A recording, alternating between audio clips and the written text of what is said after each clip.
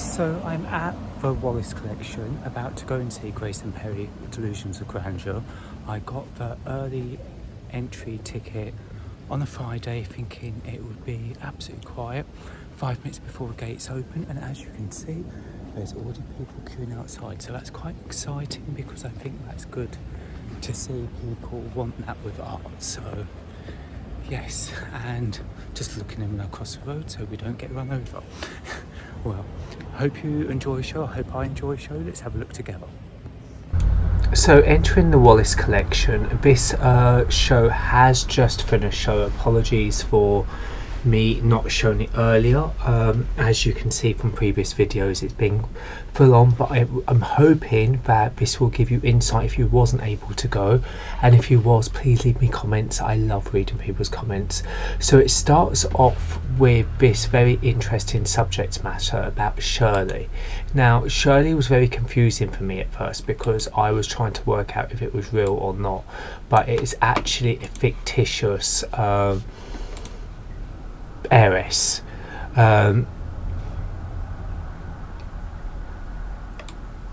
So the name is Shirley Smith, and it's a character created by Grayson Perry, who done this to celebrate their 65th birthday coming up and creating a fantasy.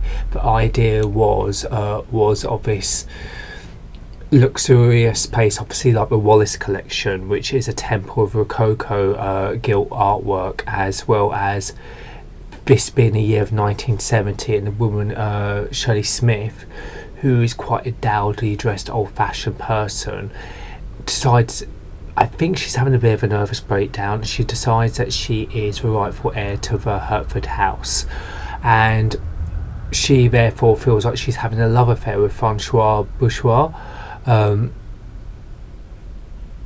And it's all very, very complex, and then it's basically storytelling within the art.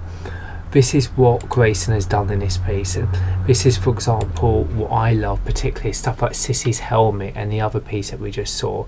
It's very traditionally Grayson when you start looking at it, with, for example, masculinity and femininity, a nod on fetishism, penis is put into it. It's got eyelashes, this little gilded girl, which reminds me of the famous Grayson character that he normally dresses up as, and it's got all these kind of like hidden bits. This is where I was just talking about the penis being hidden into it, and it's got, for example, writing and other bits. It's got loads of beautiful embroidery, but like carvings within the metal and embroideries here. You've got print work, you've got all the things that Grayson's famous for. However, it's done on this whole kind of character and timeline and the idea of family and nervous breakdown, and I really did like going into his journey. What I also liked particularly was how Grayson made the pieces to actually reflect within the space of a Wallace collection, so it did actually feel like it was appropriate to be in somewhere that worked with Wallace. For example, you can see this Madame Pompadour style swing where she's flying on the swing in the background, and then actually it's kind of skull like in the face. You've got his teddy, which is very famous, and this is on a vase telling a story of this woman who lands up stabbing somebody, and it's in the Victorian era. It's got a moon there, you've got fire in the background. You kind of have to walk around the vase to see the full story. So it starts on the streets and then it gets quite dark, like a lot of the subject matters here.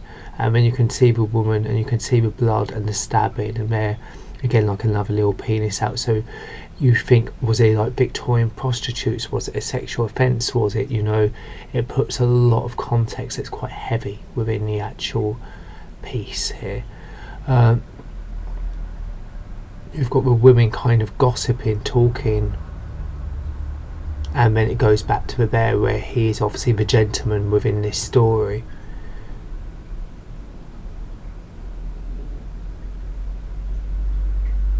There's other beautiful pieces where it looked like it was done out of pencil and pen, and just really intricate detailing that I didn't actually know Grayson worked as in this kind of format. So this would have a bold use of colour. So this was also really, really lovely to see, as well as prints and screen printing, etc. There was another section that you will go into in a moment where the whole room is decorated, but before we do that, you can see here is the dress of Shirley. So it's obviously Grayson getting into character, but also the dress is printed within the fabric. So there's layers upon layers of depth and storytelling here, almost too much for me to tell, and that's probably why I backed away from doing this story for a while, because I just needed some time to think with so much going on. However, there was this cabinet of curiosities in each box, almost playing a homage, and again it was another phallic reference within that when you read about it. This was the final room, and with the wallpaper with a family tree, the bed, which kind of made me, because I love with Tracy Emin's bed, I love the idea of distraught and despair, but the only difference is I feel like Tracy Emin's was real despair, it was real distraught, where this was commercialised and you could actually buy the actual bed sheets in the Wallace collection, and it was certain things that were for sale, so it did feel a little bit gift shoppish from my personal taste. However, it's not to say I didn't really enjoy the collection, and I leave it on this little bit for you to read, and I hope you enjoyed watching as well.